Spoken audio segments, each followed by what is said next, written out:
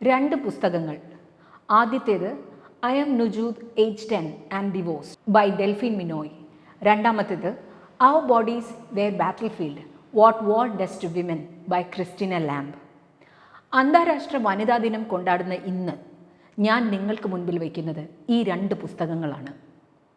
ജനിച്ചത് എവിടെയും അടയാളപ്പെടുത്താത്ത, ജീവിക്കുന്നതോ പീഡിപ്പിക്കപ്പെടുന്നതോ കൊല്ലപ്പെടുന്നതോ മരിക്കുന്നതോ പോലും എവിടെയും അടയാളപ്പെടാതെ പോകുന്ന ജീവനുകളുണ്ട് ഭൂമിയിൽ. യമൻ എന്ന രാജ്യത്ത് മലമടക്കുകൾക്കുള്ളിൽ ആണ്ടുകിടക്കുന്ന ഖർജി എന്ന തീർത്തും ഉൾനാടൻ ഗ്രാമത്തിൽ ജനിച്ച നുജൂദിനെ കുറിച്ചാണ് എനിക്ക് ആദ്യം പറയേണ്ടത്. അനുസരിക്കലല്ലാതെ സ്വന്തം ഇഷ്ടങ്ങളോ തിരഞ്ഞെടുപ്പുകളോ ഇല്ലാത്ത സ്ത്രീകൾ ജീവിക്കുന്ന ഇടം. അങ്ങനെ പറയുമ്പോൾ ലോകത്തെവിടെയും ഇത് ഏറിയും കുറഞ്ഞും ഇരിക്കുമെന്നല്ലാതെ സ്ത്രീക്ക് സ്വന്തമായി ചോയ്സ് ഉള്ള സ്ഥലങ്ങൾ അപൂർവമാണ്. നുജൂദിനെ $750 തത്തുല്യമായ റിയാലിന് വിവാഹ കച്ചവടം ചെയ്യുന്നത് അവൾക്ക് 9 വയസ്സ് കഴിഞ്ഞപ്പോഴാണ്. ആർത്തവം തുടങ്ങാത്ത ഒരു കുഞ്ഞ്.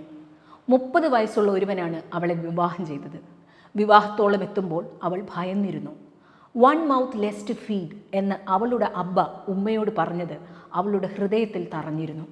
സ്വന്തം മാതാപിതാക്കൾക്ക് താനൊരു ഭാരമാണെന്ന തിരിച്ചറിവ് അവളെ തകർത്തു. ഒരു കുഞ്ഞിനെ നേരിടേണ്ടി വരുന്ന ഏറ്റവും ദുഃഖകരമായ അവസ്ഥ. വിവാഹത്തിന് മുമ്പ് തന്നെ തനിക്ക് വരാൻ പോകുന്നത് ഒരു നല്ല ജീവിതമല്ലെന്ന് മനസ്സിലാക്കി തിരികെ ഗ്രാമത്തിലേക്കുള്ള ഹതാശമായ നീണ്ട യാത്ര. 9 വയസ്സുള്ള കുഞ്ഞിൻ്റെ മേൽ ഭർത്താവിൻ്റെ അവകാശം സ്ഥാപിക്കാനെത്തിയ മനുഷ്യനോട് വെറുതെ വിടണമെന്ന് നുജൂദ് അപേക്ഷിച്ചു നോക്കി. അല്പം തുറന്നു കിടന്ന വാതിലിലൂടെ അവൾ ഇറങ്ങി ഓടി.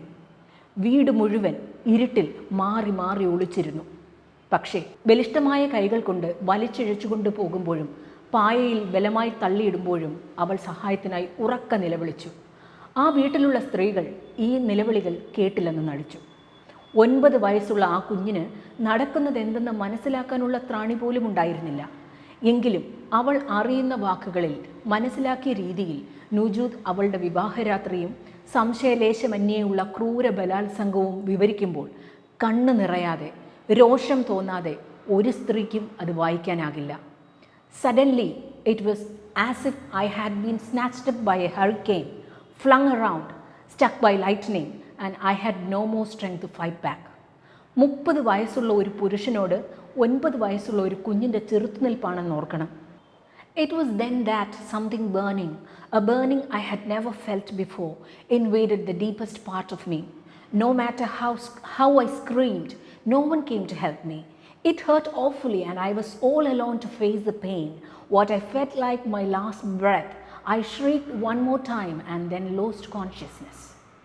അവസാന ശ്വാസം എന്ന് തോന്നിപ്പിക്കും വിധം ഉള്ള പീഡനം, ബോധം മറഞ്ഞു പോകുന്ന രീതിയിലുള്ള വീഴ്ച. 9 വയസ്സുള്ള ആ കുഞ്ഞിനോട് ഐക്യപ്പെടുന്നു. റേപ്പ് ജോക്കുകൾ പറയുകയും ചിരിക്കുകയും ചെയ്യുന്ന സകലരും നുജൂദിൻ്റെ ഈ വാക്കുകൾ കേൾക്കണം. തുടർന്ന് വന്ന പീഡനങ്ങൾക്കൊടുവിൽ സ്വന്തം വീട്ടിലെത്തിയ നുജൂദ് തന്നെ തിരികെ വിടരുതെന്ന് മാതാപിതാക്കളോട് ദയനീയമായി അപേക്ഷിച്ചു. അയാൾക്കൊപ്പം പോയേ കഴിയൂ എന്ന് നുജൂദ് തിരിച്ചറിഞ്ഞ നിമിഷത്തിലാണ് അവൾ റൊട്ടി വാങ്ങാൻ കൊടുത്ത പണവും ചുരുട്ടിപ്പിടിച്ച് ഒരു ബസ്സിലേക്ക് കയറിയത്. ബസ്സിൻ്റെ അടഞ്ഞ വാതിലിലേക്ക് നോക്കുമ്പോൾ തിരിച്ചുപോക്കില്ലാത്ത ഒരു യാത്രയാണിതെന്ന് നുജൂദ് ഉറപ്പിച്ചു. പിന്നെ ഒരു ടാക്സിയിലെ യാത്ര ഒറ്റയ്ക്ക്. ഒടുവിൽ കോടതിയിലെത്തി ജഡ്ജിയെ കാണണമെന്ന ആവശ്യം. കാത്തിരുന്നു. ഈ കുഞ്ഞ് എന്തിനാണ് ജഡ്ജിയെ കാണുന്നതെന്ന ചിന്തയ്ക്കൊടുവിൽ ആ കോടതി വരാന്തയിൽ നിന്ന് നിനക്കെന്തു വേണം നുജൂദ് എന്ന് ഒരു ജഡ്ജി ചോദിച്ചു. I want divorce. ഇങ്ങനെയുള്ള നുജൂദിൻ്റെ ഉത്തരം ലോകത്തെ തന്നെ മാറ്റിമറിച്ച ഒന്നായിരുന്നു. അതിനുശേഷമുള്ള അവളുടെയും സമാന അവസ്ഥയിലുള്ള കുട്ടികളുടെയും സ്ത്രീകളുടെയും ഒക്കെ പോരാട്ടങ്ങൾ നിങ്ങൾക്ക് ആ പുസ്തകത്തിൽ വായിക്കാം. നുജൂദിൻ്റെ ജീവിതം അതിനുശേഷം എങ്ങനെയായി എന്നുകൂടി ഞാൻ നോക്കി. 2008 ഏപ്രിൽ 15 വിവാഹമോചിതയാകുമ്പോൾ അവളെ സഹായിക്കാൻ ഷാദ നാസർ എന്ന അഭിഭാഷകയുണ്ടായിരുന്നു. നുജൂദിൻ്റെ ആഗ്രഹം ഷാദയെപ്പോലെ ഒരു അഭിഭാഷകയാകുക എന്നതായിരുന്നു. നുജൂദ് തൻ്റെ അനുഭവം തുറന്നു പറഞ്ഞത് ഡെൽഫിൻ മിനോയ് എഴുതി പുസ്തകമായി പ്രസിദ്ധീകരിച്ചിരുന്നു. അതിനുശേഷം പല ഭാഷകളിലേക്കും പുസ്തകം പരിഭാഷപ്പെടുത്തി സീരിയലുകളായി വന്നു. പക്ഷേ അതിൽ നിന്നുള്ള വരുമാനം യമനി നിയമപ്രകാരം നുജൂദിൻ്റെ പിതാവിനെ കൈപ്പറ്റാൻ ആകുമായിരുന്നുള്ളൂ. നുജൂദിന് നേരിട്ട് കൊടുക്കുവാൻ കഴിയുമായിരുന്നില്ല.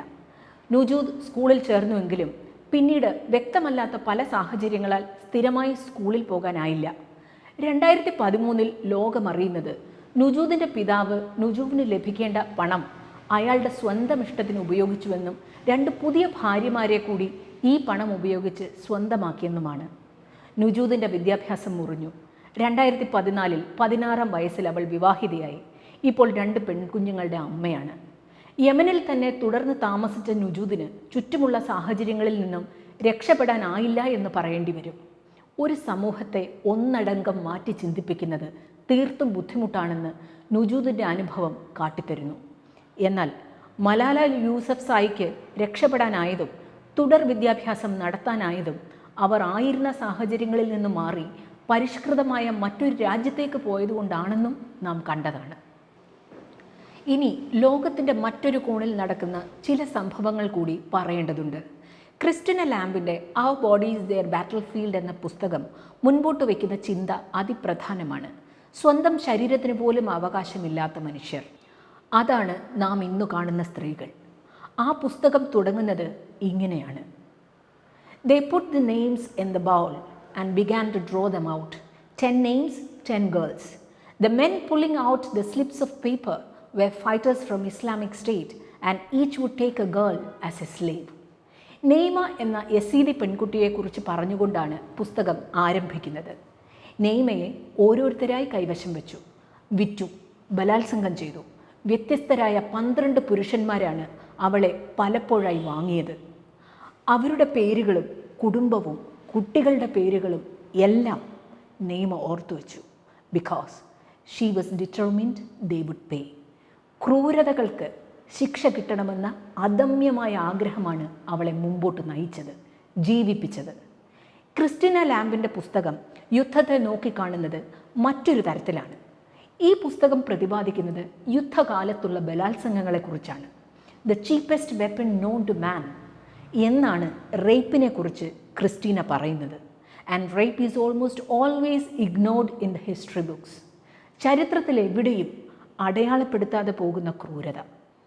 പാറക്കെട്ടുകളിൽ നിന്ന് പായൽ ചുരണ്ടിയെടുത്ത് കുഞ്ഞുങ്ങൾക്ക് വിശപ്പടക്കാൻ കൊടുത്ത അഫ്ഗാനിലെ അമ്മയും, ഫർണിച്ചറും ജനാലകളും കൂട്ടിയിട്ട് തീ കത്തിച്ച് തണുപ്പിനെ അകറ്റാൻ നോക്കിയ കിഴക്കൻ അലപ്പോയിലെ അമ്മമാരും, ബർമീസ് പട്ടാളം തങ്ങളുടെ പുരുഷന്മാരെ കൊല്ലുകയും വീടുകൾക്ക് തീ വയ്ക്കുകയും ചെയ്തപ്പോൾ കാട്ടിൽ കൂടെ പലായനം ചെയ്ത റോഹിംഗ്യൻ അമ്മമാരുമൊക്കെ യുദ്ധത്തിൻ്റെ ബാക്കി പത്രങ്ങളാണ്. പക്ഷെ അവരുടെ പേരുകളൊന്നും നിങ്ങൾ ചരിത്ര പുസ്തകങ്ങളിലോ വാർ മെമ്മോറിയലുകളിലോ കാണില്ല. കാരണം men are writing about men and sometimes women are writing about men. Women's voices are too often left out. അതുകൊണ്ട് തന്നെയാണ് സമൂഹം മനഃപൂർവ്വം കണ്ടില്ലെന്ന് നടിക്കുന്ന ഈ ക്രൂരതകൾ പറയണമെന്ന് ക്രിസ്റ്റിന ലാംബ് തീരുമാനിച്ചത്.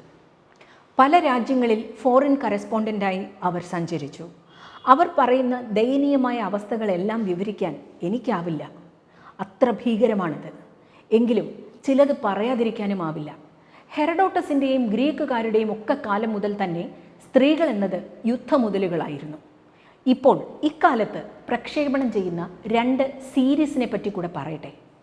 മാഗ്നിഫിസൻറ്റ് സെഞ്ചുറി എന്ന വെബ് സീരീസിൽ ഓട്ടോമാൻ എംപയറിൻ്റെ കാലത്ത് സുൽത്താൻ സുലൈമാൻ നടത്തിയ പിടിച്ചടക്കലുകളുടെ ദൃശ്യാവിഷ്കാരം കാണാം.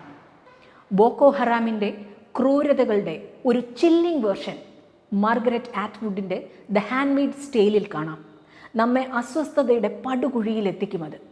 മറ്റൊന്നുമല്ല പറഞ്ഞത്, പുസ്തകങ്ങളും സീരീസുകളും നേരനുഭവങ്ങളുമൊക്കെയായി ഈ ദുരന്തങ്ങൾ നമുക്ക് മുൻപിലുണ്ട്, ചുറ്റുമുണ്ട്. നിയമങ്ങളുണ്ട് അന്താരാഷ്ട്ര തലത്തിൽ. പക്ഷേ ഇന്ന് വരെ ഇൻ്റർനാഷണൽ ക്രിമിനൽ കോർട്ട് വാർ റേപ്പിനെതിരായി ഒരു വിധി പോലും പുറപ്പെടുവിച്ചിട്ടില്ല. ഐസിസ് തടങ്കലിലാക്കിയ യസീദി പെൺകുട്ടികളും അവർ അനുഭവിച്ച പീഡനങ്ങളും നാദിയ മുറാദ് പുറത്തു വന്നതോടെയാണ് ലോകമറിഞ്ഞത്. നാദിയയുടെ അമ്മയെയും 6 സഹോദരങ്ങളെയും ഐസിസ് കൊന്നു.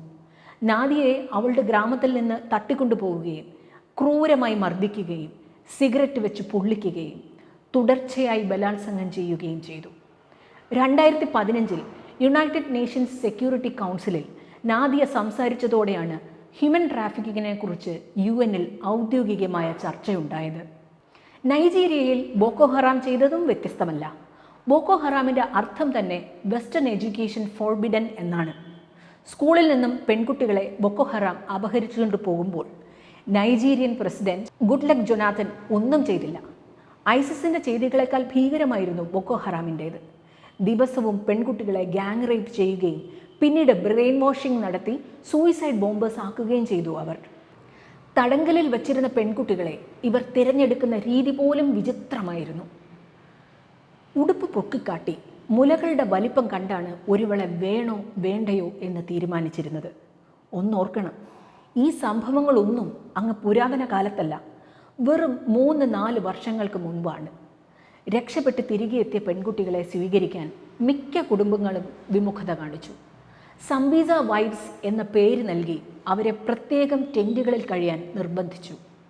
മിക്ക അനുഭവങ്ങളും കേൾക്കുമ്പോൾ ഇത് കഥയാണോ എന്ന് നമുക്ക് സംശയം തോന്നും. 13 വയസ്സുള്ള റഖയ അൽ ഹാജിയെക്കുറിച്ച് നിങ്ങൾ അറിയണം. 11 വയസ്സുള്ളപ്പോൾ വീട്ടിൽ മാതാപിതാക്കളുടെ അടുത്തു നിന്നാണ് അവളെ തട്ടിക്കൊണ്ടുപോയത്. ഒരു ബോക്കോ ഹറാം യോദ്ധാവിൻ്റെ 3ാം ഭാര്യയാക്കി റഖയ മാറ്റപ്പെട്ടു.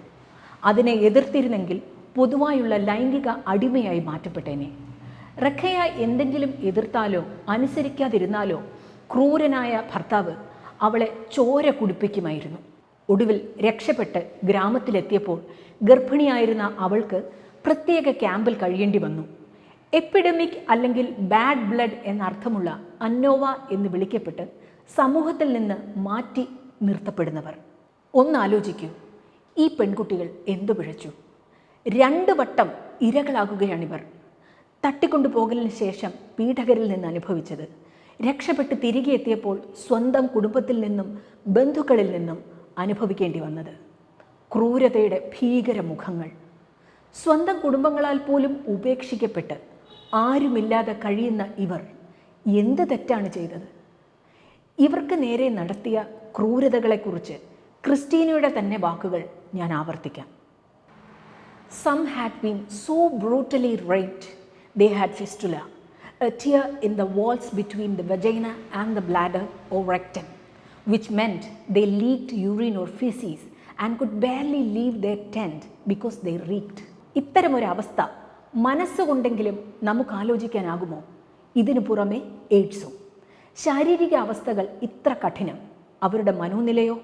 നമുക്ക് മറന്നു കളയാനാകാത്ത, നമുക്ക് ചുറ്റും ജീവിക്കുന്ന കൗമാരക്കാരികളാണിവർ. എന്ത് തെറ്റാണ് ഈ കുഞ്ഞുങ്ങൾ ചെയ്തത്? നമുക്ക് തൊട്ടടുത്ത രാജ്യമായ ബർമയിലേക്ക് വരാം. വ്യത്യാസമൊന്നുമില്ല സംഭവങ്ങൾക്ക്. പീഡകരുടെയും പീഡിതരുടെയും പേരുകൾ മാത്രം വ്യത്യസ്തമാകുന്നു. റോഹിംഗ്യൻ മുസ്ലിങ്ങളെ ഭൂമുഖത്തുനിന്നും തുടച്ചു മാറ്റുന്ന പ്രക്രിയ. രാത്രിയുടെ മറവിൽ ആദ്യം അവർ വന്ന് പുരുഷന്മാരെ പിടിച്ചുകൊണ്ടുപോയി വെടിവെച്ചു കൊല്ലും. 2 ദിവസത്തിന് ശേഷം തിരികെ വന്ന് സ്ത്രീകളെ പാടത്തേക്ക് കൊണ്ടുപോയി നിർത്തിയും കിടത്തിയും 5ഉം 6ഉം തവണ ബലാത്സംഗം ചെയ്യുന്നു. ചിലർ ഈ ബലാത്സംഗത്തിനിടയിൽ മരിച്ചു പോകുന്നു. അതറിഞ്ഞോ അറിയാതെയോ ബലാത്സംഗം തുടരുന്നു. ചിലർ എഴുന്നേൽക്കാനാവാതെ ഇഴഞ്ഞു നീങ്ങുന്നു. വെടിയേറ്റ് കമിഴ്ന്നു കിടക്കുന്ന കുട്ടി സ്വന്തം മകനാണെന്ന് നിർവികാരതയോടെ കാണുന്നു. ബർമയിലും അർജന്റീനയിലും സിറിയയിലും ഇറാഖിലും ബോസ്നിയയിലും കോങ്കോയിലും നൈജീരിയയിലും റുവാണ്ടയിലും ഫിലിപ്പൈൻസിലും ഒക്കെ നടന്ന ക്രൂരതകൾക്ക് വ്യത്യാസമില്ല. സ്ത്രീ ശരീരത്തിൽ നിന്ന് അല്പസുഖം തേടുന്ന പുരുഷന്മാർ, ക്രൂരതയിൽ ആനന്ദം കണ്ടെത്തുന്നവർ. ക്രിസ്റ്റീനയുടെ പുസ്തകം ഇടയ്ക്ക് വെച്ച് വായന നിർത്തുമ്പോൾ ഒരു 13കാരി പെൺകുട്ടിയുടെ ചോദ്യം എൻ്റെ മനസ്സിൽ അവശേഷിച്ചു. What happen to me was really bad and I don't think any boy will marry me. Who can marry me now? നമ്മെ അമ്പരിപ്പിക്കുമെങ്കിലും ഈ ചോദ്യം അവളെ സംബന്ധിച്ച് പ്രസക്തമാണ്. ശരീരം എന്ന ഒറ്റ ലേബലിൽ വിൽക്കപ്പെട്ട, പീഡിപ്പിക്കപ്പെട്ട അവൾക്ക് ശരീരത്തെക്കുറിച്ച് മാത്രമേ ചിന്തിക്കാൻ അറിയൂ. വിദ്യാഭ്യാസം നിഷേധിക്കപ്പെട്ട അവൾക്ക് മറ്റെന്താണ് അറിയുക? വിവാഹം, ലൈംഗികത, ഗർഭം, പ്രസവം, കുട്ടികളെ വളർത്തൽ, പാടത്ത് പണിയെടുക്കൽ, വീട്ടുജോലിയെടുക്കൽ എന്ന് മാത്രം അറിയുന്ന ഒരു പെൺകുട്ടി പിന്നെ എന്ത് പറയണം? ഈ പ്രശ്നങ്ങളിൽ ഒന്നുമുള്ള രാഷ്ട്രീയ മാനങ്ങളിലേക്ക് ഞാൻ കടക്കുന്നില്ല. എൻ്റെ മുമ്പിലുള്ളത് സ്ത്രീകളാണ്. പണയപ്പെടാനും പീഡിപ്പിക്കപ്പെടാനും വിദ്യാഭ്യാസം നിഷേധിക്കപ്പെടാനും വെറും ലൈംഗിക അടിമകളാകാനും ക്രൂരമായി ബലാത്സംഗം ചെയ്യപ്പെടാനും കൊല്ലപ്പെടാനും ഇരയാക്കപ്പെട്ട സ്ത്രീകൾ, ഇരകളായിക്കൊണ്ടിരിക്കുന്ന സ്ത്രീകൾ. നാം എന്താഘോഷിക്കുന്നു എന്നാണ് പറഞ്ഞത്? ലോക വനിതാ ദിനമോ? എന്തിന്? ദാവ് ന്യൂസ്, നിങ്ങളുടെ വാർത്ത നിങ്ങളോടൊപ്പം, നിങ്ങളുടെ വിരൽ തുമ്പിൽ.